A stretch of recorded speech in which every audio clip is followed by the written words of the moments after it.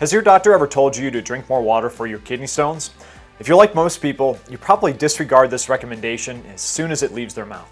So in today's video, we're going to cover something called urine osmolality and how it relates to your hydration habits and your risk for kidney stones. Stick around. Hi, I'm Joey Weichman, and welcome to Stone Relief. So today's discussion, we're going to talk about urine osmolality as it relates to your risk for kidney stones. But before we dive into it and really kind of center in on that risk, let's talk about what osmolality is in the first place. So very simply, this is a measure of the particles in a liquid solution. And the liquid solutions we're interested in are urine and blood. And this is looking at things like urea, glucose, which is also sugar, and electrolytes such as sodium and calcium and magnesium.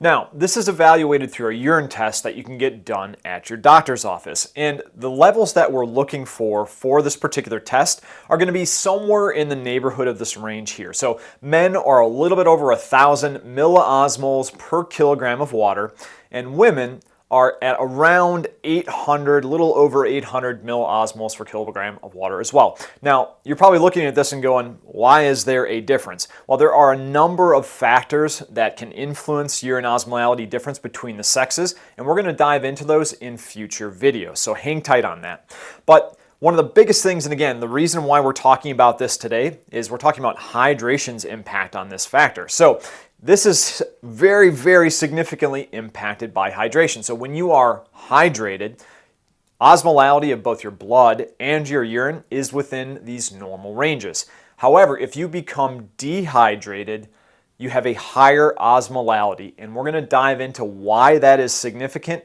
in the next chapter. Okay, so you're probably wondering how all this relates to you and why it's important when it comes to your kidney stones. So bear with me here. I've done my best to illustrate this as simplistic and visually as I possibly can. So when it comes to osmolality, when you have an increase in osmolality, meaning there are more particles per kilogram of water within your urine and in your blood, that means that there is going to be an increase of something called antidiuretic hormone. This is also known as vasopressin, which is a hormone that controls basically cellular water balance in the body. And that's significant because ADH, this antidiuretic hormone, directly impacts urine concentration. So these two things are really tied together. Urine concentration and osmolality are kind of similar type of definitions. They're looked at a little bit differently, but really they're all about how many particles are going to be found in your urine. So when urine concentration increases, so does your risk for kidney stones. And the reason behind this is that the more particles in the urine, the more opportunity there is for them to bind together, crystallize, and then form kidney stones. So again, more urine concentration, higher the levels of particulates, higher your risk for kidney stones. So what can you do about that? So again, we're talking about hydration's impact on this today. So this is about hydrating yourself, drinking water in particular. So the more water that you drink, the more hydrated your body is going to be. The more hydrated you are, there is limited to no release of this antidiuretic hormone, which is what increases urine concentration. So if you're at normal levels throughout your body, there is a decreased risk for forming kidney stones. So again, less to no ADH, less risk for kidney stones. The other thing that's important in this is the more water that you drink as well, the more frequently you are flushing out your kidneys of all those particles that could be collecting in your urine. So many different factors that are positively influenced by hydration, but this is a really big reason why your doctor recommends drinking more water for your kidney stones. However, there is a caveat to this that we are going to cover in the next chapter.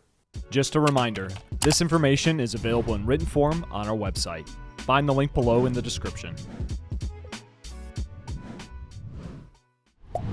All right, so here's the caveat to all this. And this is something that you're not going to find in any of the research. They're not going to translate this for you, and neither is your doctor going to be able to understand the implications of this as well. So very oftentimes when we talk about particles in urine and all these type of things and higher osmolality leading to potentially more kidney stone risk, again, there's a caveat that yes, for most individuals, this is going to be true. And when I say most individuals, this is really only true if you have particles that are considered stone forming, also known as lithogenic particles. Those particles are the particles that bind together and form kidney stones. However, if they are not present in your urine, just because you have a higher level of urea or glucose or any of those electrolytes I mentioned, it doesn't matter. They are not going to bind together and form any kind of appreciable stone. They just don't work that way. So again, if you don't have lithogenic factors in your urine osmolality does not matter. So this is where we're centering in on diet really. So if you eat the traditional kind of standard American diet fare, which is typically pretty moderate to high in oxalates, you're going to be potentially at a higher risk for kidney stones. It's the same thing is true for people who eat a vegan or a vegetarian diet. So there are a few reasons for this, and I can speak to this personally because I spent about 4 years total between vegetarian and vegan, and I was doing low oxalate vegetarian and vegan. I was still getting kidney stones. And the reason for that is because oxalate is cumulative, and you have these factors, including calcium and then oxalate ions that are in your urine. They're gonna bind together, given enough time and right amount of them. So again, it only really matters if you're eating this. And there's another thing that's influencing this as well. If you are on a vegan or a vegetarian diet, this typically tends to cause your urine to alkalize. And some people think that this whole alkaline is good. Like, no, your body's not meant to be alkaline, and neither is your urine. We are meant to be right around neutral, between 6.5 to 7.5 on the pH scale.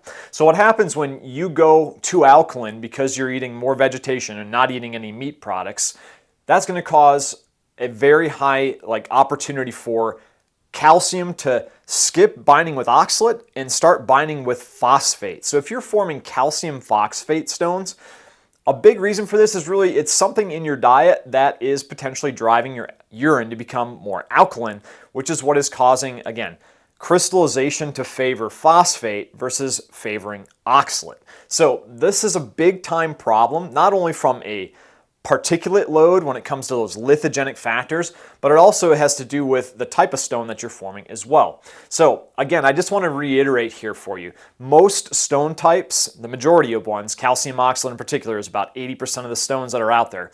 You won't form them if lithogenic stone forming factors are not found in your urine. And this is why a low or no oxalate diet is so powerful for people who form those stone types. The only real exception to this is people who suffer from cystinuria and they form cystine stones. This is due to a protein handling malfunction in the body. And then there's also something called primary hyperoxaluria type 1. And this is a genetic condition where your liver basically synthesizes oxalate on its own at an exceptionally high level, and really it no longer becomes about dietary oxalate. It has to do with oxalate that's synthesized in your liver. Fortunately, primary hyperoxaluria type 1 and cystinuria are exceptionally rare conditions. So what that means for a majority, and I mean a very, very mass majority, like probably 98% plus of kidney stone formers, you can manage your kidney stones through changes to your diet. Visit our website if you'd like to join a community of people learning to manage their kidney stones naturally. See you in the next video.